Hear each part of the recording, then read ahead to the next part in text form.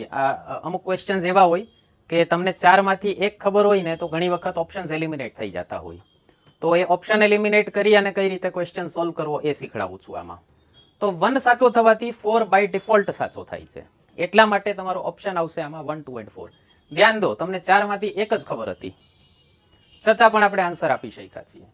હવે લોયર અને એડવોકેટ શબ્દમાં ફરક શું? અને આ ટાઈપના ક્વેશ્ચનમાં છોકરાઓમાં બહુ પોપ્યુલર મિથ છે, બહુ મિથક છે કે ન આવડે ને તો પછી બોથ 1 and 2 કે નાઈધર 1 nor 2 એવો તુક્કો મારી દેવો. એવું જરાય કરવું નહીં. યુપીએસસી છે, મધર ઓફ ઓલ એક્ઝામ્સ કહેવાય છે. તુક્કા મહેરબાની કરીને ન મારતા. અને જો તમારું એક મિથક હોય કે યુપીએસસી કે જીપીએસસી પહેલા પૂછાયેલા ક્વેશ્ચન ફરીથી રિપીટ નથી કરતા, તો તમારો વેમ છે. એક મોટો ફાયદો એ થાય કે વાંચતા હો ત્યારે તમને ખ્યાલ આવે કે કેવા ક્વેશ્ચન્સ પૂછાતા હોય છે. તો વાંચતા વખતે તમારી રડાર એક્ટિવ. નમસ્તે મિત્રો, યુપીએસસીની એક્ઝામ લેવાઈ ચૂકી છે અને આપણે એનું પ્રિલિમ્સનું પેપર સોલ્યુશન કરવાના છીએ આજના લેક્ચરમાં. તો સૌથી પહેલો સબ્જેક્ટ આપણા બધાનો ફેવરિટ જે છે પોલિટી, કોન્સ્ટિટ્યુશન, બંધારણ, એના 10 ક્વેશ્ચન પૂછાયા હતા. તો 10 પેપર્સ જોઈએ કેવા હતા. પેપર અઘરું હતું આખું ઓવરઓલ, પણ બહુ ચિંતા કરવી નહીં, ગયા વખત જેટલું જ કટ ઓફ રહે એવું લાગે છે. તો એના પેપર એનાલિસિસનો એક અલગથી વિડીયો મૂકશું, અનુકૂળતા રહેશે તો. પહેલો ક્વેશ્ચન હતો બંધારણનો, 11મો ક્વેશ્ચન. મારી પાસે સિરીઝ એ વાળું પેપર આવ્યું છે, તો એ જ ફરે છે આખું ઇન્ટરનેટમાં. તો પહેલો ક્વેશ્ચન જે બંધારણનો પહેલો છે પેપરનો ક્વેશ્ચન, પેપરનો 11મો ક્વેશ્ચન છે. CTFS ટાઈપ છે. CTFS એટલે યુપીએસસીનો બહુ પોપ્યુલર પેટર્ન છે ક્વેશ્ચન પૂછવાની. Consider the following statements. તો 3-4 સ્ટેટમેન્ટ આપેલા હોય અને એમાંથી ઓપ્શન્સ પસંદ કરવાના હોય. તો પહેલો પૂછ્યો છે કન્ટેમ્પ્ટ ઓફ કોર્ટ ઉપર, અદાલતની માનહાનિ ઉપર. ખૂબ ન્યૂઝમાં રહેલું છે. જો તમને કરંટમાંથી ક્વેશ્ચન પકડતા આવડે તો ઘણા બધા ક્વેશ્ચન્સ ફસાઈ શકે. જેમ કે હમણાં ઘણા બધા બીજેપીના જ ઘણા બધા સપોર્ટર્સ ઉપર કન્ટેમ્પ્ટ ઓફ કોર્ટનો, અદાલતની માનહાનિનો કેસ થયો છે. અને એક પેલો મોટા હાઈ પ્રોફાઇલ લોયરને ₹1 ફાઇન થયો હતો, એ તો ચર્ચામાં હતો જ ખૂબ. તો પૂછ્યું છે કે HN સાન્યાલ કમિટીના રેકમેન્ડેશન ઉપર પાર્લામેન્ટે contempt of court act 1971 pass કર્યો તો. પહેલો સ્ટેટમેન્ટ છે. તમને દરેક કમિટીનું નામ ખબર હોવું, યાદ હોવું જરૂરી નથી. ઓકે, ઘણી વખત એક્ઝામમાં ગયા પછી ખબર પડે કે આવી કોઈ કમિટી હતી પણ ખરા. ચિંતા કર્યા જેવો નથી. અમુક ક્વેશ્ચન્સ એવા હોય કે તમને ચારમાંથી એક ખબર હોય ને તો ઘણી વખત ઓપ્શન્સ એલિમિનેટ થઈ જતા હોય. તો એ ઓપ્શન એલિમિનેટ કરી અને કઈ રીતે ક્વેશ્ચન સોલ્વ કરવો એ શીખડાવું છું આમાં. તો ઘણા બધા ક્વેશ્ચન્સ તમને એક્સ્ટ્રા મળશે. બીજો સ્ટેટમેન્ટ પૂછ્યો છે, constitution of India empowers supreme court and high court to punish for contempt of themselves. Supreme court અને હાઈકોર્ટને પોતાની માનહાનિ બદલ સજા કરવાની સત્તા છે બંધારણ પ્રમાણે. તો આપણી બુકમાંથી ઘણા બધા ક્વેશ્ચન્સ પૂછાયા છે. 10 ક્વેશ્ચન ટોટલ પૂછાયા હતા બંધારણના, એમાંથી 8 ક્વેશ્ચન બેઠા પૂછાયા છે. તો બતાવું તમને. તો આ તો બેટો સ્ટેટમેન્ટ છે. અનુચ્છેદ 129માં લખેલું છે, સર્વોચ્ચ ન્યાયાલય રેકોર્ડની અદાલત રહેશે અને તેની પાસે પોતાની માનહાનિ માટે સજા કરવાની સત્તા રહેશે. તમારી પાસે બુક હોય આપણી તો પેજ નંબર 84 ઉપર આપેલું છે આ. ઓકે, અને આ બેઠો સ્ટેટમેન્ટ છે, બરાબર. તો એક સેકન્ડ સ્ટેટમેન્ટ તો કન્ફર્મ થઈ ગયું. થર્ડ સ્ટેટમેન્ટ છે, constitution of India defines civil અને ક્રિમિનલ કન્ટેમ્પ્ટ શું હોય. દીવાની અને ફોજદારી માનહાનિ કેને કહેવાય, બંધારણમાં ડેફિનેશન આપી છે. એવું કહે છે ક્યાંય નથી આપી. આપણે છે ને, આપણે બુક અનુચ્છેદવાર એટલે આપી છે, આર્ટિકલ વાઇઝ મેં બુક એટલે લખી છે કે બંધારણની અંદર શું લખ્યું છે ને એ તમને ખ્યાલ આવે. બીજી કોઈ બુક વાંચશો તો એમાં એ લોકો શું કરે છે, બંધારણમાં શું લખ્યું અને બંધારણનું આપણે યુપીએસસીનો જે સબ્જેક્ટ છે એનું નામ છે પોલિટી એન્ડ ગવર્નન્સ.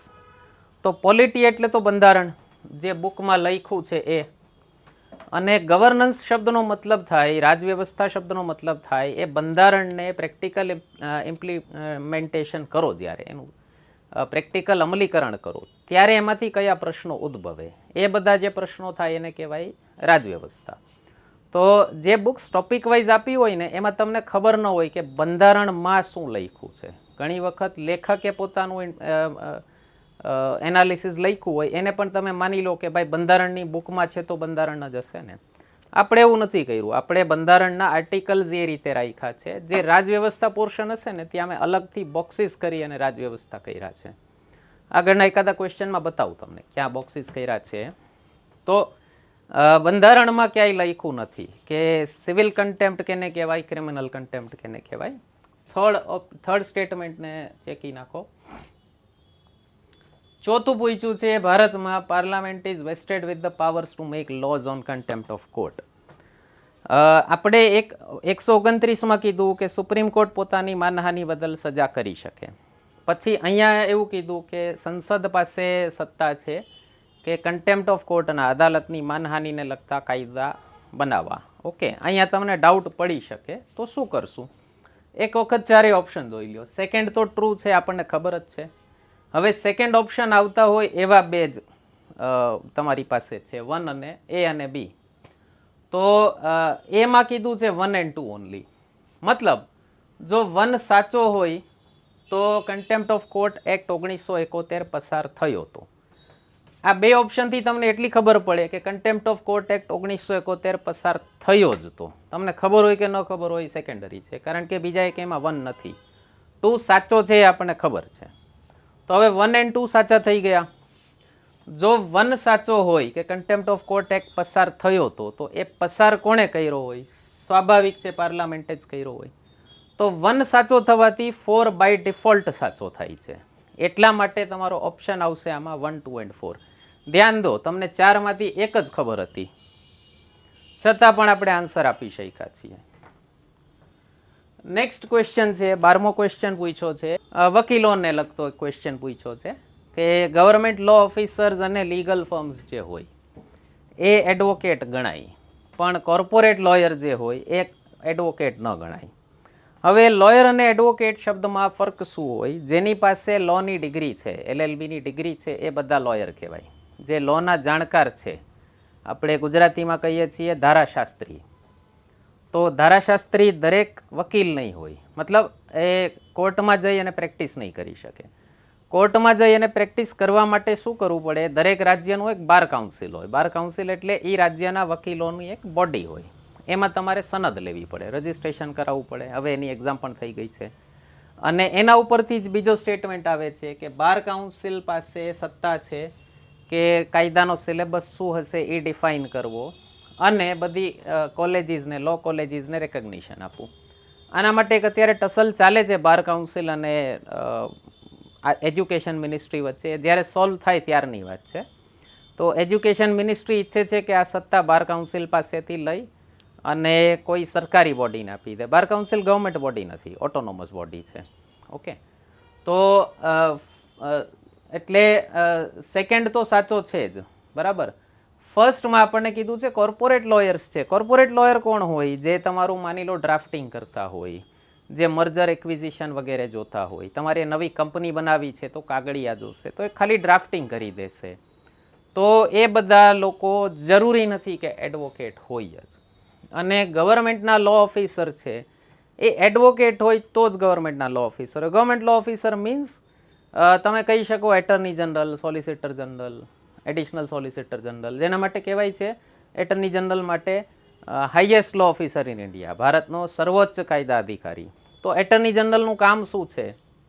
સુપ્રીમ કોર્ટમાં જઈને કેસ લડવો. તો જો એ સુપ્રીમ કોર્ટ બીજો એક શબ્દ પ્રયોગ કરે છે, એડવોકેટ્સ ઓન રેકોર્ડ.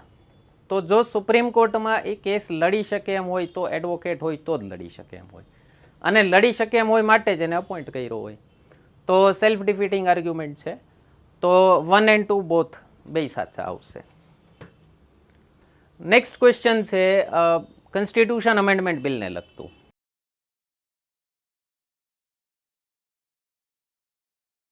કે બંધારણના સુધારાનું વિધેયક રાષ્ટ્રપતિની સંમતિથી જ, પ્રાયર રેકમેન્ડેશન ઓફ પ્રેસિડેન્ટ, રાષ્ટ્રપતિની ભલામણથી જ સંસદમાં રજૂ થઈ શકે છે. હવે અગેન આવું ક્યાંય લખ્યું નથી અનુચ્છેદમાં. બંધારણના સુધારાનો અનુચ્છેદ છે 368. તમારી પાસે બુક હોય તો પેજ નંબર 171 ઉપર છે, તમે જોઈ શકો છો. આખો 368 આર્ટિકલ વાંચી શકો છો.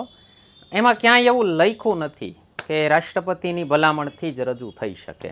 તો રાષ્ટ્રપતિની ભલામણથી જ રજૂ થઈ શકે એવા મની બિલ્સ હોય છે, 110 વાળા ને 117 વાળા મની બિલ અને ફાઇનાન્સ બિલ. એની પણ માહિતી આપેલી છે બુકમાં આગળ.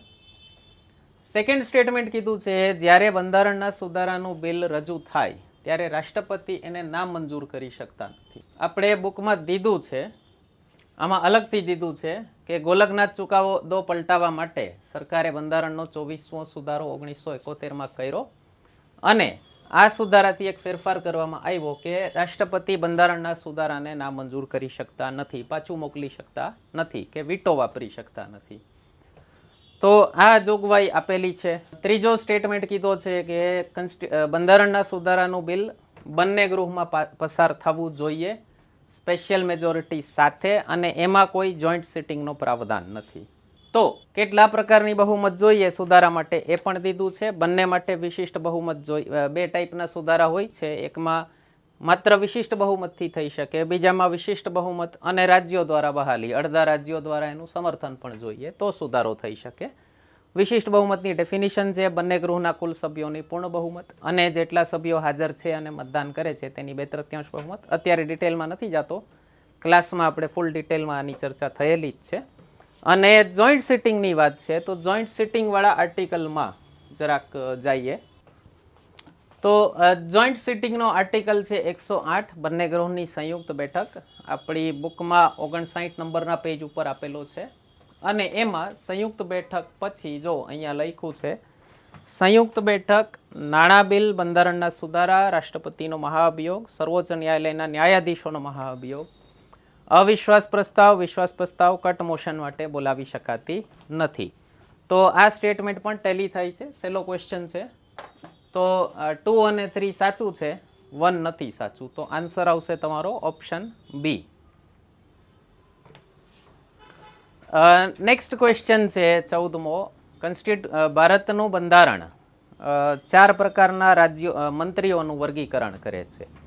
Cabinet minister, minister of state એટલે કે કેબિનેટ કક્ષાના મંત્રી, રાજ્ય કક્ષાના મંત્રી સ્વતંત્ર હવાલો, રાજ્ય કક્ષાના મંત્રી અને ડેપ્યુટી મિનિસ્ટર એટલે કે નાયબ મંત્રી.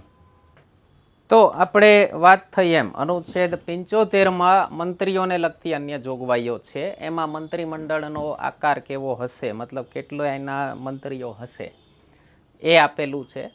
અને મેં તમને કીધું એમ મેં બુકમાં એક પેટર્ન મેન્ટેન કરી છે કે જે બંધારણમાં લખેલું છે ને એ અનુચ્છેદ વાઇઝ આપ્યું છે અને જે રાજવ્યવસ્થા પોર્શન કહેવાય એટલે જે બંધારણમાં નથી છતાં યુપીએસસી પૂછે છે બંધારણના અમલીકરણથી, પ્રેક્ટિકલ ઇમ્પ્લિમેન્ટેશનથી ઉદ્ભવતા પ્રશ્નો, એના માટે અલગ બોક્સીસ કર્યા છે અને ત્યાં અલગથી સૂચના આપી છે કે આ રાજવ્યવસ્થા છે. તો મંત્રીઓ 3 દરજ્જાના હોય છે, લખેલું છે બુકમાં. તમારે બુકમાં જોવું હોય તો પેજ નંબર 49 ઉપર છે. કેબિનેટ મંત્રી, રાજ્ય કક્ષાના મંત્રી, મિનિસ્ટર ઓફ સ્ટેટ, રાજ્ય કક્ષાના મંત્રી સ્વતંત્ર હવાલો. પછી ચોથું આપ્યું છે નાયબ અથવા ડેપ્યુટી મંત્રી અને સ્પેસિફિકલી લખેલું છે બંધારણીય કે કાયદાકીય દરજ્જો નથી. મારા જે લોકો મારા સ્ટુડન્ટ્સ હોય એને તો ડેપ્યુટી મિનિસ્ટર એક્ઝામમાં વાંચે એટલે તરત જ કિસ્સો જ યાદ આવી જાય કે ડેપ્યુટી પ્રાઇમ મિનિસ્ટરને રાષ્ટ્રપતિ શપથ અપાવતા હતા અને ગડબડ ગોટો થયો હતો. તો ક્લાસમાં આપણે કિસ્સો તો ચર્ચા કરીએ જ છીએ. તો આ બંધારણ પ્રમાણે નથી. ઓકે, બંધારણ પ્રમાણે એકેય રેન્ક અલગથી આપેલા નથી. બંધારણ પ્રમાણે ખાલી એટલું કીધું છે મંત્રીમંડળ. તો એમાં કોઈ અલગ અલગ દરજ્જા બંધારણમાં નથી આપેલા કે કેને કેબિનેટ મંત્રી કહેવાય, કેને મિનિસ્ટર ઓફ સ્ટેટ કહેવાય. એ હોલ એન્ડ સોલ પ્રિવિલેજ પ્રધાનમંત્રીનો છે. પ્રધાનમંત્રી નક્કી કરે કે આટલા કેબિનેટ મંત્રી, આટલા રાજ્ય કક્ષાના મંત્રી, આટલા રાજ્ય કક્ષાના મંત્રી સ્વતંત્ર હવાલો. અત્યારે ડિટેલમાં નથી જતો એના વિશે. તો એ પ્રધાનમંત્રીનો પ્રિવિલેજ હોય છે. બીજો સ્ટેટમેન્ટ ક્વેશ્ચનમાં પૂછ્યો છે કે મંત્રીમંડળની કુલ સંખ્યા પ્રધાનમંત્રી સહિત લોકસભાના 15%થી વધારે હોઈ શકે નહીં. અહીંયા આપણે દીધેલું છે મંત્રીમંડળની સંખ્યા લોકસભાની કુલ સંખ્યાના 15%થી વધારે હોઈ શકે નહીં પ્રધાનમંત્રી સહિત. તો સેકન્ડ સ્ટેટમેન્ટ સાચું છે. ફર્સ્ટ સ્ટેટમેન્ટ સાચું શું કામ નથી? કારણ કે કોન્સ્ટિટ્યુશન ઓફ ઇન્ડિયા એવું કોઈ ક્લાસિફિકેશન કરતું નથી મંત્રીઓના દરજ્જામાં. અને માની લો કોઈ આની જગ્યાએ કોઈ રૂલ્સ પૂછ્યા હોય તો આ ડેપ્યુટી મિનિસ્ટરના કારણે આ સ્ટેટમેન્ટ ડિફીટ થઈ જાય. કારણ કે ડેપ્યુટી મિનિસ્ટર કોઈ દરજ્જો નથી. ઓકે, ભારતમાં એવી કોઈ પદ્ધતિ નથી. કોઈના નામની આગળ deputy prime minister, deputy chief minister લગાવવું હોય લગાવી શકે, પણ એનો કોઈ વિશેષ દરજ્જો નથી. તો આન્સર આવશે તમારો 2 ઓનલી. અને આ ટાઈપના ક્વેશ્ચનમાં એક છોકરાઓમાં બહુ પોપ્યુલર મિથ છે, હા, બહુ મિથક છે કે ન આવડે ને તો પછી બોથ 1 and 2 કે નાઈધર 1 nor 2 એવો તુક્કો મારી દેવો. એવું જરાય કરવું નહીં. યુપીએસસી છે, મધર ઓફ ઓલ એક્ઝામ્સ કહેવાય છે. તુક્કા મહેરબાની કરીને ન મારતા. નેક્સ્ટ ક્વેશ્ચન છે, લોકસભાનો વિશેષાધિકાર કયા, મતલબ 2 હાઉસીસમાં લોકસભાનો પ્રિવિલેજ, લોકસભાનો એક્સક્લુઝિવ પાવર નીચેનામાંથી કઈ વસ્તુ ઉપર છે? મતલબ કવિ કહેવા એવું માગે છે કે આમાંનું કયું બિલ એવું છે કે જે ફક્ત લોકસભા પાસ કરી શકે છે, રાજ્યસભા પાસ નથી કરી શકતી. પહેલું પૂછ્યું છે રેટિફાઈ ધ ડિક્લેરેશન ઓફ એમરજન્સી. રેટિફાઈ એટલે કટોકટીની કોઈ ઉદ્ઘોષણા થઈ હોય તો એને સંસદ પાસે મંજૂર કરાવી. તો અનુચ્છેદ 352માં સ્પષ્ટ રૂપે લખેલું છે ઉદ્ઘોષણા 1 મહિનાની અંદર સંસદના બંને ગૃહો પાસે 2/3 બહુમતથી મંજૂર કરાવી જરૂરી છે. અગેન વિશિષ્ટ બહુમત છે, કુલ સદસ્યતાની સાદી બહુમત અને જેટલા સભ્યો હાજર છે અને મતદાન કરે છે તેની 2/3 બહુમત. આપણી બુકમાં પેજ નંબર 162 પર આપેલું છે. ઓકે, તો ક્વેશ્ચન શું પૂછે છે કે ઇમરજન્સી ફક્ત લોકસભામાં પસાર કરાવવાથી એને મંજૂરી મળી જતી નથી. રેટિફાઈ એટલે મંજૂરી, બહાલી, અનુસમર્થન. તો નથી મળી જતું, 2 હાઉસમાં પાસ કરાવવું જરૂરી છે. બીજું છે મંત્રીમંડળ વિરુદ્ધ નો કોન્ફિડન્સ મોશન, અવિશ્વાસ પ્રસ્તાવ. અવિશ્વાસ પ્રસ્તાવ હોય સરકાર પાડી દેવા માટે, કે એની શબ્દાવલી એવી હોય કે આ ગૃહને, આ સરકારમાં વિશ્વાસ નથી. મીન્સ સરકાર અલ્પમતમાં આવી ગઈ છે, મતલબ સરકાર પાસે મેજોરિટી નથી. તો 2 જગ્યાએ આનો ઉલ્લેખ જોવા મળે છે. એક અનુચ્છેદ 75, અગેન પેજ નંબર 48 ઉપર. અનુચ્છેદ 75, મંત્રીઓ રાષ્ટ્રપતિની ઈચ્છા હોય ત્યાં સુધી પદ પર રહે છે અને મંત્રીમંડળ સંયુક્ત રીતે લોકસભાને જવાબદાર હોય છે.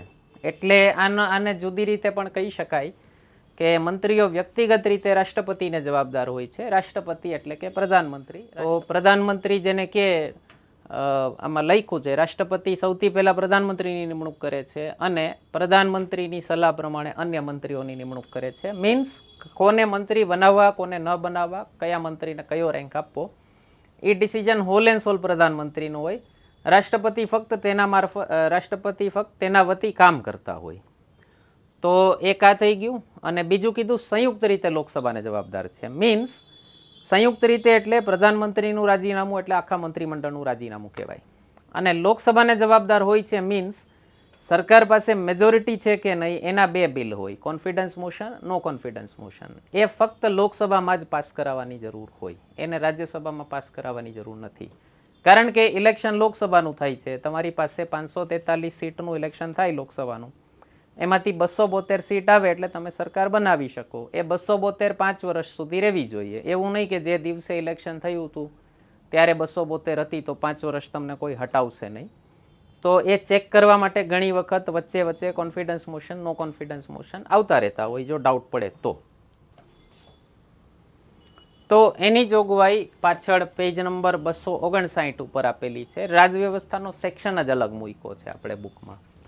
તો એમાં કોન્ફિડન્સ મોશન, નો કોન્ફિડન્સ મોશન 2 વિશે સમજૂતી કરી છે કે ફક્ત લોકસભામાં જ પાસ કરવાની જરૂર છે.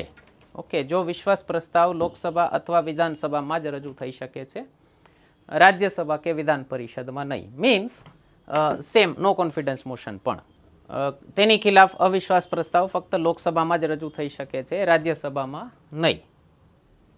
અને ત્રીજું કીધું છે ઇમ્પીચ ધ પ્રેસિડેન્ટ ઓફ ઇન્ડિયા એટલે રાષ્ટ્રપતિનો મહાઅભિયોગ. અગેન અનુચ્છેદ 61 રાષ્ટ્રપતિનો મહાઅભિયોગ બુકમાં પેજ નંબર 40 ઉપર આપેલો છે કે રાષ્ટ્રપતિનો મહાઅભિયોગ બંને હાઉસમાં જો બંને ગૃહમાં તે ઠરાવ ગૃહની કુલ સંખ્યાના 2/3 સભ્યો દ્વારા પસાર કરવામાં આવે તો રાષ્ટ્રપતિને તેમના પદ પરથી હટાવ્યા ગણાય. એક નોટ કરજો, બંધારણના સુધારામાં વિશિષ્ટ બહુમત જોઈએ છે, એટલે જેટલા સભ્યો હાજર છે અને મતદાન કરે છે એની 2/3 બહુમત. રાષ્ટ્રપતિના મહાભિયોગમાં ટોટલ મેમ્બરશિપની 2/3 મેજોરિટી. ક્લાસમાં ડિટેલમાં ચર્ચા કરીએ છીએ, અત્યારે હું નથી જતો. તો થર્ડ સ્ટેટમેન્ટ ખોટું છે. રાષ્ટ્રપતિનો મહાભિયોગ 2 હાઉસમાં 2/3 મેજોરિટીથી પાસ કરાવવો જરૂરી છે. ઇમરજન્સી રેટિફિકેશન 2 હાઉસમાં 2/3 મેજોરિટીથી જરૂરી છે. ફક્ત એક જ બિલ એવું છે, નો કોન્ફિડન્સ મોશન, કે જે ફક્ત લોકસભામાં પાસ કરાવવું જરૂરી છે. તો આમાં કહી શકો આન્સર છે તમારો option B, 2 only. Next question છે પક્ષ પલટાને લગતા કાયદાનો, એન્ટી ડિફેક્શન લો. 10મી અનુસૂચિમાં આપેલો છે.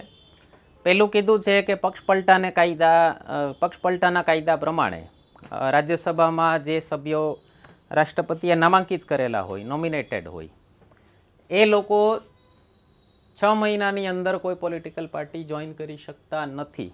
એક્ઝેક્ટલી ઉલટું કીધું છે, 6 મહિનાની અંદર જ પોલિટિકલ પાર્ટીમાં જોડાઈ શકે છે.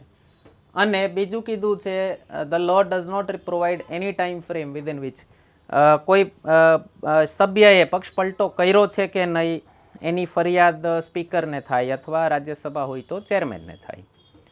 તો સ્પીકર અથવા રાજ્યસભાએ કેટલા સમયમાં નિર્ણય લેવો એની કોઈ સમય મર્યાદા નથી આપી બંધારણમાં. આ બરાબર છે. બતાવું તમને. પેજ નંબર 56 ઉપર આપ્યો છે પક્ષ પલટાનો કાયદો. અનુચ્છેદ 102 પછી જ આપ્યો છે, જ્યાં ગેરલાયકાત છે ત્યાં. તો પક્ષ પલટાનો કાયદો શેના માટે છે એક બ્રીફમાં કહી દઉં કે તમે જે પોલિટિકલ પાર્ટીની ટિકિટ ઉપર ઇલેક્શન લડ્યા છો તો જનતાએ તમને એ પાર્ટી ઉપરથી ઇલેક્ટ કર્યા હતા. અને આપણા દેશમાં વોટિંગ મોટાભાગે હજી પણ ઇલેક્શન સિમ્બોલ ઉપર જ થાય છે. અને તમારા કોર્પોરેટર હશે કે નગરપાલિકાના કોર્પોરેટર હોય કે ઇવન તાલુકા પંચાયતમાં પણ ઘણીવાર ખબર નથી હોતી. સિટી એરિયામાં તો ખબર જ નથી હોતી કોર્પોરેટર કોણ છે. એક વોર્ડમાં એક તો 4 કોર્પોરેટર હોય. તો એનું વોટિંગ તો આમ તમે જુઓ ને તો પેલો ઇલેક્શન સિમ્બલ જોઈને જ થયું હોય. અને લોકસભા વિધાનસભાનું ઇલેક્શન પણ જોશો તો ઇલેક્શન સિમ્બલ જોઈને જ વોટિંગ થયું હોય છે. 2014માં તો કહેતા જ હતા કે કેટલા લોકસભાના સદસ્યો પોતાના દમખમ ઉપર જીતા છે એ ખબર નથી, મોટા ભાગના મોદીના નામે જ જીતા છે. તો કમળ જોઈને કે પંજો જોઈને કે ઝાડુ જોઈને કે પછી જે તે સિમ્બલ હોય, સાયકલ કયો, હાથી કયો, તો જનતા મોટા ભાગે ઇલેક્શન સિમ્બલ જોઈને વોટ આપતી હોય છે. તો તમને જનતાએ જે ઇલેક્શન સિમ્બલ ઉપર, જે ચૂંટણી ચિહ્ન ઉપર તમને ચૂંટ્યા છે, જો એ 5 વર્ષની અંદર તમે એ પાર્ટી ચેન્જ કરો તો એનો મતલબ થયો જનતાના જનાદેશ સાથે દગો થયો છે. તો તમારી ગૃહની સદસ્યતા રદ થાય, તમારે ફરીથી જનતા પાસે વોટિંગ કરાવવા જવું પડે કે ભાઈ પહેલાં હું કમળના નિશાન ઉપરથી લડ્યો હતો અથવા પંજાના નિશાન ઉપરથી લડ્યો હતો, હવે કમળના નિશાન ઉપર લડું છું. જો તમારું મને સમર્થન હોય તો જો જનતાનું સમર્થન તમને હશે તો એ તમને પંજા ઉપર ચૂંટી લેશે ને કમળ ઉપર ઇલેક્ટ કરી લેશે. જો જનતાને પાર્ટી જોતી હશે તો એ પાર્ટી જ જીતશે. તો નોમિનેટેડ મેમ્બર્સ જે હોય, જેમ કે અત્યારે રાજ્યસભામાં નોમિનેટેડ મેમ્બર્સમાં મેરી કોમ છે, પછી ઘણા આર્ટિસ્ટ લોકો હોય છે, જેમ કે પહેલાં રેખા હતા, સચિન તેંડુલકર હતા, અત્યારે એક બીજા ભરતનાટ્યમના આર્ટિસ્ટ છે આપણા ડાંગના સોનલ માનસિંહ. તો હવે એ લોકો પોલિટિક્સ સાથે જોડાયેલા નથી.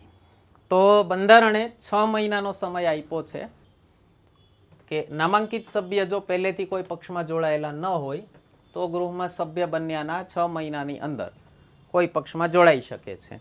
તો એની પાસે 6 મહિના આપે કે ભાઈ બધી પાર્ટી જોઈ લ્યો, ઉઠી બેસીને બધી પાર્ટી સાથે તમને કોઈની વિચારધારા સમજાતી હોય તો એમાં જોઈન કરી શકો છો. 6 મહિના સુધી જોઈન કરો તો આ પક્ષ પલટાનો કાયદો લાગુ નહીં પડે. 6 મહિના પછી જોઈન કરો તો મતલબ તમે હવે પીઢ નેતા થઈ ગયા છો, ગુડ પોલિટિશિયન થઈ ગયા છો, ગુડ હિન્દી. તો હવે તમને પછી બધા કાયદા લાગુ પડશે. ઓકે. અને બીજું હતું સમયસીમાવાળું, તો એ સમયસીમા નથી આપી. ઓકે. તો તો આન્સર રહેશે અગેન સ્ટેટમેન્ટ 2 એટલે કે ઓપ્શન બી. આનાથી એક્ઝેક્ટ ઉલટું છે.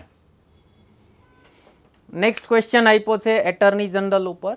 ભારતના એટર્ની જનરલ ઓફ ઇન્ડિયા અને સોલિસિટર જનરલ ઓફ ઇન્ડિયા એ બે એવા ઓફિસર્સ છે ગવર્મેન્ટના કે જેને સંસદના બંને ગૃહમાં ચર્ચામાં ભાગ લેવાની જેની પાસે સત્તા છે. કોણ બનેગા કરોડપતિમાં 1 કરોડ રૂપિયાનો પ્રશ્ન પૂછાયો હતો પહેલા કરોડપતિને, હર્ષવર્ધન નવાથે. એ પણ લગભગ યુપીએસસીની તૈયારી કરતા હતા તો જીતી ગયા હતા. આવી સત્તા ફક્ત એટર્ની જનરલ ઓફ ઇન્ડિયા પાસે છે. શું કામ? એટર્ની જનરલ ઓફ ઇન્ડિયાનો ઉલ્લેખ બંધારણમાં છે, સોલિસિટર જનરલ ઓફ ઇન્ડિયાનો ઉલ્લેખ બંધારણમાં નથી. એટર્ની જનરલ એટલે ભારતના સર્વોચ્ચ કાયદા અધિકારી હોય. ભારત સરકાર તરફથી કેસ લડવાનું કામ એ લોકો કરતા હોય. માની લ્યો તમારે યુપીએસસીની એક્ઝામ આપો અને એમાં તમારી સાથે કોઈ અન્યાય થાય અને તમે યુપીએસસી ઉપર કેસ કરો તો મીન્સ એ કેસ થયો ભારત સરકાર ઉપર. તો તમારો કેસ લડવા બની શકે એટર્ની જનરલ પોતે આવે. ઓકે, તમારા નસીબ સારા હોય તો. એટલા નાના કેસમાં ના આવતા હોય, કોઈ રાજ્યના કે એવા કોઈ ડિસ્પ્યુટ હોય રાષ્ટ્રપતિ શાસનના કે પછી સરકારનો પક્ષ રાખવાનો હોય કોઈ કાયદા વિશે, તો એવા કેસીસમાં આવતા હોય. તો આની જોગવાઈ છે બુકમાં પેજ નંબર 50 ઉપર એટર્ની જનરલ ઓફ ઇન્ડિયા. આમાં કીધેલું છે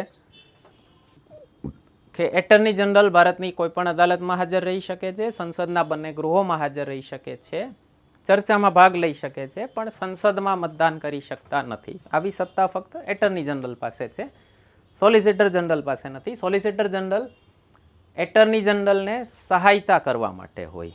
ઓકે, તો એનો કોઈ બંધારણીય દરજ્જો નથી. કાયદાકીય દરજ્જો છે, બંધારણીય દરજ્જો નથી. તો બંધારણીય અદાલતોમાં, સુપ્રીમ કોર્ટમાં, હાઈકોર્ટમાં આને હાજરીની છૂટ શું કામ છે? એ પોતે બંધારણીય દરજ્જો છે એટલે એ રીતે યાદ રાખજો. અને શુદ્ધ પોલિટિકલ અપોઇન્ટમેન્ટ હોય છે. મતલબ ભાઈ ભારત સરકારને કેસ લડવા માટે વકીલો જોતા હોય તો એ વકીલો છે. તો સેકન્ડ પૂછ્યો છે કે બંધારણ પ્રમાણે according to constitution attorney general of India સરકાર રાજીનામું આપે એટલે એટર્ની જનરલ પણ રાજીનામું આપી દે. આ વસ્તુ પ્રેક્ટિકલી થતી હોય છે. જેમ કે મનમોહન સિંઘની જે સેકન્ડ ટર્મ હતી 2009થી 14, એમાં એટર્ની જનરલ હતા ગુલામ વહાણવટી. તો જે દિવસે કાઉન્ટિંગ પૂરું થયું તો ખબર પડી ગઈ કે હવે સરકાર બદલે છે, પ્રધાનમંત્રી બદલાયા. તો ગુલામ વહાણવટી કોંગ્રેસના સમર્થનના વકીલ હતા. હવે બીજેપી સરકાર આવી છે તો એ પોતાની વિચારધારા વકીલો રાખશે. એટલી છૂટ આપેલી છે આપણા બંધારણે કે સરકારને પોતાની વિચારધારાવાળા વકીલો બંધારણીય દરજ્જા ઉપર રાખવાની છૂટ છે. બધી પાર્ટીઝ રાખતી જ હોય છે. એટલી છૂટ તમારે દેવી પડે કે ભાઈ એની એક વિચારધારા હોય કે મારે આ બિલ્સ લાવવા છે, મારે માની લો કોઈ કાયદો લાવવો છે કે કોઈ કાયદો રદ કરવો છે, તો એના માટે પોતાનો પક્ષ રાખવા સુપ્રીમ કોર્ટમાં એ વકીલોની છૂટ છે. તો ગુલામ વહાણવટીએ 27 મે 2014 રિઝાઇન કરી દીધું. ખબર જ હતી કે હવે મોદી આવશે તો નેક્સ્ટ એટર્ની જનરલ આવશે. તો આ એક પ્રેક્ટિસ છે, પ્રથા છે. કન્વેન્શન શબ્દ પણ વપરાય છે. પ્રથાનો મતલબ થાય જે લખેલું નથી એને પ્રથા કહેવાય. અહીંયા આપણને ક્વેશ્ચન પૂછ્યો છે according to constitution of India. બંધારણમાં એવું લખ્યું નથી. બંધારણમાં એવું લખ્યું છે કે ભારતના એટર્ની જનરલ રાષ્ટ્રપતિની ઈચ્છા હોય ત્યાં સુધી પદ પર રહે છે. મીન્સ રાષ્ટ્રપતિ કોના કયા પ્રમાણે કામ કરે છે? પ્રધાનમંત્રીના. જો નવા પ્રધાનમંત્રી આવશે તો સીધી સી વાત છે, એકદમ જાહેર છે કે મનમોહન સિંઘના અપોઇન્ટ કરેલા એટર્ની જનરલ મોદી કન્ટિન્યુ નહીં રાખે. પણ આમાં કીધું છે કે જ્યારે ગવર્મેન્ટ રિઝાઇન કરે ત્યારે તરત રાજીનામું આપી દે. એવી કોઈ પ્રેક્ટિસ પણ નથી, એવું ક્યાંય લખેલું પણ નથી. ઉદાહરણ, અત્યારના જે વર્તમાન એટર્ની જનરલ છે કે વેણુગોપાલ, એમને મોદી સરકારે અપોઇન્ટ કર્યા હતા 2017માં અને 3 વર્ષની ટર્મ હોય છે. તો 3 વર્ષ પૂરા થતા હતા 2020માં. 2019માં ઇલેક્શન આવ્યું, લોકસભાની ટર્મ પૂરી થઈ. ત્યારે તમે ન્યૂઝમાં જોયું હોય તો, ન જોયું હોય તો સર્ચ કરી લેજો. લોકસભાના 5 વર્ષ પૂરા થયા ને એટલે મોદીજી રિઝાઇન કરે ફરીથી, ભલે ચૂંટાઈ ગયા હોય તો પણ. એ એક ફોર્માલિટી હોય કે રિઝાઇન કરવાનું, ફરીથી રાષ્ટ્રપતિ એને અપોઇન્ટ કરશે. ઓકે, 2 દિવસનો ગેપ હોય બે વચ્ચે, 2-4 દિવસ 5 દિવસ જે પણ હોય તે, તો એ ફોર્માલિટી હોય. તો 2014 વાળી જે મોદી સરકાર હતી એણે 2019માં રિઝાઇન કરી દીધું, પણ કે વેણુગોપાલે રિઝાઇન નહોતું કર્યું. કે વેણુગોપાલની ટર્મ 2020માં પૂરી થતી હતી, એક્સટેન્શન મળેલું છે. તો આમાં કીધું છે attorney general of India submits his resignation when the government which appointed him resigns. તો એ પણ ટેલી નથી થતું, બંધારણમાં તો નથી જ લખ્યું, આ પણ ટેલી નથી થતું. તો આનો આન્સર આવશે નન, બેમાંથી એકેય સાચા નથી. આમાં સોલિસિટર જનરલ લખ્યું છે માટે, આમાં કોન્સ્ટિટ્યુશન લખ્યું છે માટે. જો આમાં એવું લખ્યું હોત અકોર્ડિંગ ટુ કન્વેન્શન, પ્રથા પ્રમાણે, યુપીએસસીએ પૂછેલા જેવા ક્વેશ્ચન આગળનામાં બતાવું છું. જો એવું લખ્યું હોત according to a convention, according to a well established practice, પ્રથા ચાલતી આવે છે વર્ષોથી, એ પ્રમાણે રિઝાઇન કરે છે તો સાચો પડત. બરાબર. નેક્સ્ટ ક્વેશ્ચન પૂછ્યો છે રીટ ઉપર, મેન્ડેમસની રીટ, પરમાદેશ કોઈ પ્રાઇવેટ ઓર્ગેનાઇઝેશન સામે નથી થઈ શકતી, સિવાય કે એ પ્રાઇવેટ ઓર્ગેનાઇઝેશનને કોઈ પબ્લિક ડ્યુટી આપી હોય, કોઈ જાહેર સેવાનું કાર્ય આપ્યું હોય, તો એની સામે પરમાદેશની મેન્ડેમસની રીટ જાહેર થઈ શકે છે. બીજું સ્ટેટમેન્ટ છે કે મેન્ડેમસની રીટ ગવર્મેન્ટ કંપની વિરુદ્ધ પણ નથી થઈ શકતી. આ ખોટું છે, આ સાચું છે. ત્રીજું કીધું છે એની પબ્લિક માઇન્ડેડ પર્સન, કોઈ પણ જાગૃત વ્યક્તિ કોવોરન્ટોની રીટ માટે સુપ્રીમ કોર્ટ માટે અદાલત ને અરજી કરી શકે છે. આ સાચું છે, બતાવું છું તમને. રીટનું ચેપ્ટર આપ્યું છે અનુચ્છેદ 32માં, પેજ નંબર 32, આપણી બુકમાં સંયોગ કહી શકો, પેજ નંબર 32, અનુચ્છેદ 32. બાબા સાહેબ આંબેડકરે જેને બંધારણનો સૌથી મહત્વપૂર્ણ અનુચ્છેદ ગણાવેલો, તો શેના માટેનો અનુચ્છેદ છે? આની પહેલાના જે 5 અધિકારો આપ્યા હતા, સમાનતાનો, ધાર્મિક સ્વાતંત્ર્યતાનો, સ્વતંત્રતાનો અધિકાર વગેરે વગેરે, તો જો એમાંના કોઈ અધિકાર તમને ન મળે, એનું ઉલ્લંઘન થાય, તો ડાયરેક્ટ સુપ્રીમ કોર્ટમાં રીટ પિટિશન કરી શકો છો, રીટની અરજી કરી શકો છો. તો 5 પ્રકારની રીટ કીધી છે. અને મેન્ડેમસની રીટ ચોખ્ખું કીધું છે કોઈ જાહેર અધિકારી અથવા કોઈ જાહેર ઓથોરિટી, કોઈ પબ્લિક ઓથોરિટી જો પોતાનું કામ ન કરતા હોય તો એની ખિલાફ મેન્ડેમસની રીટ જાહેર થઈ શકે છે. હવે આપણને કીધું કે કોઈ પ્રાઇવેટ કંપની પબ્લિક ડ્યુટી કરતી હોય તો એની ખિલાફ મેન્ડેમસની રીટ જાહેર થઈ શકે. બીજું સ્ટેટમેન્ટ હતું કે ગવર્મેન્ટ કંપની હોય તો એની ખિલાફ મેન્ડેમસની રીટ જાહેર નથી થઈ શકતી. બે વિરોધાભાસી છે. એના માટે અનુચ્છેદ 12માં જવું પડે આપણે. અનુચ્છેદ 12માં એવું લખ્યું છે કે મૂળભૂત અધિકારો મુખ્યત્વે સરકાર સામે મળે છે, રાજ્ય સામે. તો સરકારની ડેફિનિશન શું છે એ અનુચ્છેદ 12માં કીધી છે, વ્યાખ્યા આપી છે. તો સરકારમાં ભારત સરકાર, રાજ્ય સરકારો, રાજ્યના વિધાનમંડળ, સ્થાનિક સત્તાઓ જેમ કે પંચાયત, નગરપાલિકા વગેરે, અને જાહેર એકમોનો સમાવેશ થાય છે. એટલે કે સરકારી કંપનીઓ વગેરે, એસબીઆઈ, એલઆઈસી, ઓકે, એ બધી. જેમ કે એસબીઆઈમાં રિઝર્વેશન હોય છે, શું કામ? સરકારી કંપની છે એટલે. તો 1 સાચું છે, 2 ખોટું છે. ગવર્મેન્ટ કંપની સરકારની વ્યાખ્યામાં આવે જ છે અનુચ્છેદ 12 પ્રમાણે, તો એની ખિલાફ રીટ જાહેર થઈ શકે. ત્રીજું કીધું છે કોઈ પણ પબ્લિક સ્પિરિટેડ પર્સન કોવોરન્ટોની રીટ માટેની અરજી કરી શકે. એક હથિયાર અદાલતોએ આપણને આપેલું છે એ છે પીઆઈએલનું, પબ્લિક ઇન્ટરેસ્ટ લિટિગેશન, જાહેર હિતની અરજી. તો રીટમાંથી ઉદ્ભવતો અધિકાર છે, પીઆઈએલ કહેવાય છે ને, પબ્લિક ઇન્ટરેસ્ટ લિટિગેશન, જનહિત યાચિકા અથવા જાહેર હિતની અરજી. તો એમાં લખેલું છે અનુચ્છેદ 32 હેઠળ મૂળભૂત અધિકારોના ઉલ્લંઘન માટે સુપ્રીમ કોર્ટ સમક્ષ રીટની અરજી દાખલ થઈ શકે છે, કે અનુચ્છેદ 226 હેઠળ હાઈકોર્ટ સમક્ષ અરજી દાખલ થઈ શકે છે. અને જે પીઆઈએલ હોય ને મોસ્ટલી આ જ હોય છે, રીટની જ અરજી હોય છે, મૂળભૂત અધિકારોના ઉલ્લંઘન માટે જ હોય છે. એ બંધારણમાં નથી લખ્યું, પણ સુપ્રીમ કોર્ટે પોતાના અલગ અલગ ચુકાદાઓથી પીઆઈએલની એક પદ્ધતિ શરૂ કરી કે કોઈ પણ જન જાગૃત નાગરિક હોય, કોઈ પણ પબ્લિક સ્પિરિટેડ પર્સન હોય, એ આ રીટની અરજી કરી શકે પીઆઈએલ માટે. તો 5 રીટની અરજી થઈ શકે, કોવોરન્ટો કયો, મેન્ડેમસ કયો, કોઈ પણ થઈ શકે. બરાબર. તો આ સાચો છે, સેકન્ડ ખોટો છે, ફર્સ્ટ સાચો છે. તો આન્સર આવશે આપણો 1 and 3 ઓનલી.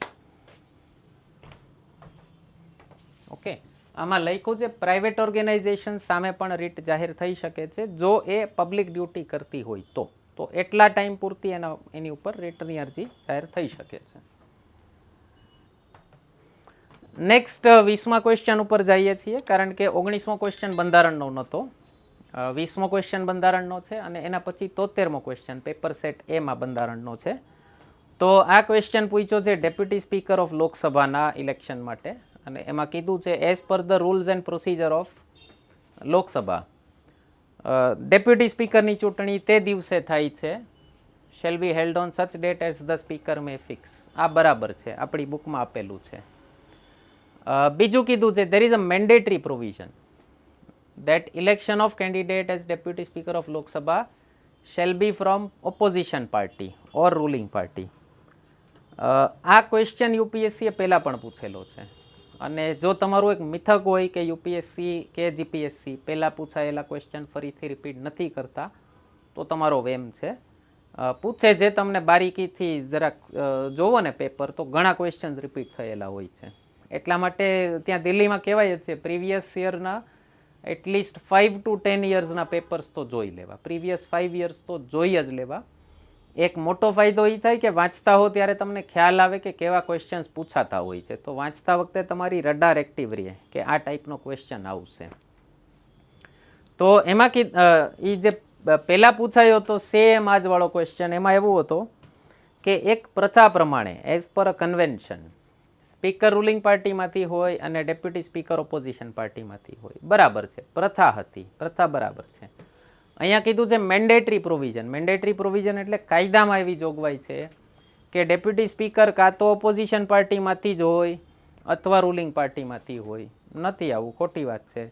2014ની લોકસભામાં ડેપ્યુટી સ્પીકર એઆઈએડીએમકેમાંથી હતા, જયલલિતાની પાર્ટીમાંથી, જ્યારે પ્રિન્સિપાલ ઓપોઝિશન પાર્ટી કોંગ્રેસ હતી. તો એવું કોઈ પ્રોવિઝન તો નથી જ. ત્રીજું કીધું છે ડેપ્યુટી સ્પીકર પાસે સ્પીકર જેટલા જ પાવર્સ હશે અને જ્યારે સ્પીકર ન હોય ત્યારે એની ખુરશીમાં ડેપ્યુટી સ્પીકર બેઠા હોય અને એણે જે નિર્ણયો લીધા હોય એ ફાઇનલ હોય. બરાબર છે, ડન છે. સ્પીકર ન હોય ત્યારે ડેપ્યુટી સ્પીકર એની ખુરશીમાં બેઠા હશે, એ જે નિર્ણય લેશે હાઉસની પ્રોસિડિંગ્સ માટે એ ફાઇનલ હશે, એમાં કોઈ અપીલ થઈ શકતી નથી. જેમ સ્પીકરના નિર્ણયોની ખિલાફ કોઈ અપીલ નથી થઈ શકતી એમ આની પણ નથી થઈ શકતી. અને ચોથું કીધું છે કે વેલ એસ્ટાબ્લિશ્ડ પાર્લામેન્ટરી પ્રેક્ટિસ છે. જો હવે શબ્દોમાં ડિફરન્સ જોજો, ઓલામાં કીધું હતું મેન્ડેટરી પ્રોવિઝન, આમાં કીધું છે વેલ એસ્ટાબ્લિશ્ડ પાર્લામેન્ટરી પ્રેક્ટિસ, એટલે વર્ષોથી ચાલી આવતી એક પ્રથા પ્રમાણે ડેપ્યુટી સ્પીકરનું નામ સ્પીકર પ્રસ્તાવિત કરે છે. Deputy speaker is that motion is moved by speaker duly seconded by prime minister. આવી કોઈ પદ્ધતિ નથી. આ તમને મેં વાત કરી એન થંબીદુરાઈ 2014 વાળી લોકસભામાં 16મી લોકસભામાં ડેપ્યુટી સ્પીકર હતા, તો એનું નામ પહેલાં પ્રસ્તાવિત કર્યું હતું રાજનાથ સિંઘે. ત્યારે રાજનાથ સિંઘ હોમ મિનિસ્ટર હતા, અને એને સેકન્ડ કર્યું હતું સુષ્મા સ્વરાજે, એ વિદેશ મંત્રી હતા.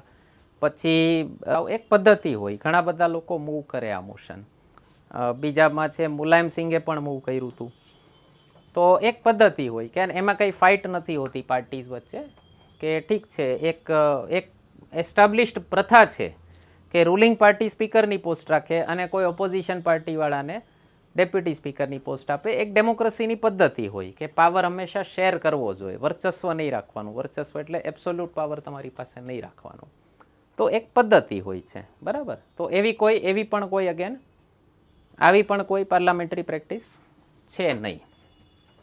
તો ફર્સ્ટ સાચું છે, સેકન્ડ મેન્ડેટરી પ્રોવિઝન નથી, થર્ડ સાચું છે, ફોર્થ ખોટું છે. તો આન્સર આવશે 1 and 3 ઓનલી, ઓપ્શન એ. તો સ્પીકર અને ડેપ્યુટી સ્પીકરને લગતી જોગવાઈઓ બુકમાં આપેલી છે, પેજ નંબર 256 અને 257 ઉપર જોઈ શકો છો. અત્યારે ડિટેલમાં નથી જતો.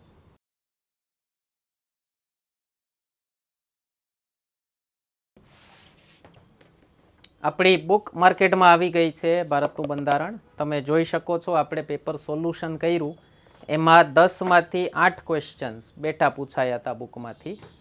તો ખૂબ સરળ ગુજરાતીમાં બધું સમજાવેલું છે. નાની બુક છે એટલે જોઈ અને અંડર એસ્ટિમેટ ન કરતા કે શું હશે. ગાગરમાં સાગર ભરવાની કળા ખબર નહીં, હવે ભગવાનની દયાથી આવી ગઈ હતી લખતી વખતે. માત્ર 300 પેજની બુક છે. ગયા વર્ષની યુપીએસસી એક્ઝામમાં 2021માં 15માંથી 13 ક્વેશ્ચન આ બુકમાંથી હતા અને જીપીએસસી ક્લાસ 1માં પણ 35 જેવા ક્વેશ્ચન્સ આ બુકમાંથી હતા.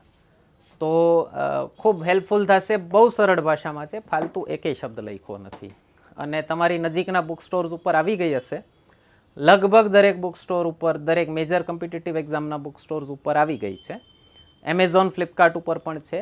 ક્યાંય ન મળે તમારા ગામમાં તો મને કમેન્ટ સેક્શનમાં જાણ કરજો, અથવા ટેલિગ્રામમાં જે ટ્યુટોરિયલ્સ સર્ચ કરશો તો આપણું અકાઉન્ટ મળી જશે. ઇન્સ્ટાગ્રામ પર, ફેસબુક ઉપર બધે જે ટ્યુટોરિયલ સર્ચ કરશો મળી જશે, ત્યાં પણ મને જાણ કરી શકો છો.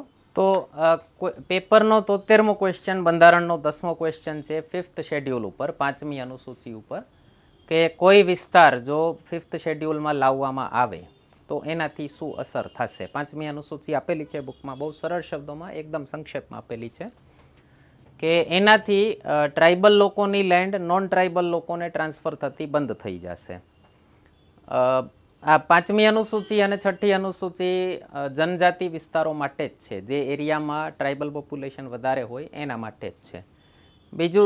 બીજો ઓપ્શન કીધો છે આનાથી એ જગ્યાએ લોકલ સેલ્ફ ગવર્મેન્ટની રચના થઈ જશે, એના માટે 6ઠ્ઠી અનુસૂચિ છે. ત્રીજું કીધું છે એનાથી એ એરિયા, એ પર્ટિક્યુલર એરિયા યુનિયન ટેરિટરી થઈ જાય, કેન્દ્ર શાસિત પ્રદેશ થઈ જાય. એવું નથી. કેન્દ્ર શાસિત પ્રદેશ બનાવવા માટે અલગ કાયદો પાસ કરવો પડે, એની જોગવાઈ અનુચ્છેદ 3માં છે, 5મી અનુસૂચિમાં નથી. અને છેલ્લું કીધું છે કે આવા જે એરિયા કોઈ પણ સ્ટેટમાં હોય તો એને automatically special category status special category state બનાવી દેવામાં આવશે. સ્પેશિયલ કેટેગરી સ્ટેટ એટલે ભારતમાં 8 રાજ્યો જે નોર્થ ઇસ્ટના છે, 7 સિસ્ટર્સ પ્લસ સિક્કિમ, જમ્મુ કાશ્મીર, લદ્દાખ, હિમાચલ અને ઉત્તરાખંડ, આટલા પહાડી રાજ્ય અને કેન્દ્ર શાસિત પ્રદેશોને સ્પેશિયલ કેટેગરી દરજ્જો આપેલો છે.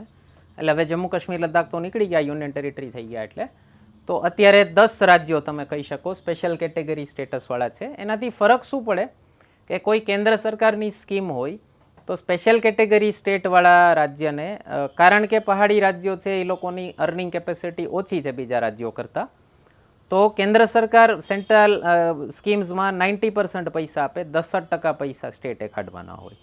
બીજી સ્કીમમાં અલગ અલગ રેશિયો હોય, કોઈમાં 60-40 હોય, કોઈમાં 50-50 હોય, તો એને સ્પેશિયલ કેટેગરી સ્ટેટ કહેવાય.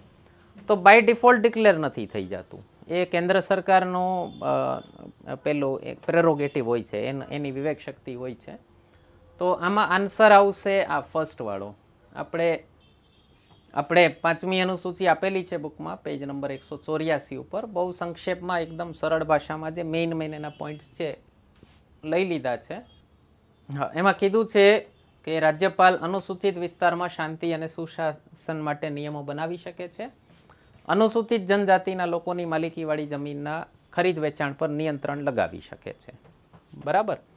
તો બાકી બધું બહુ સિમ્પલ ભાષામાં આપ્યું છે. 5મી 6ઠ્ઠી અનુસૂચિ બે આપેલી છે, તો વાંચી શકો છો.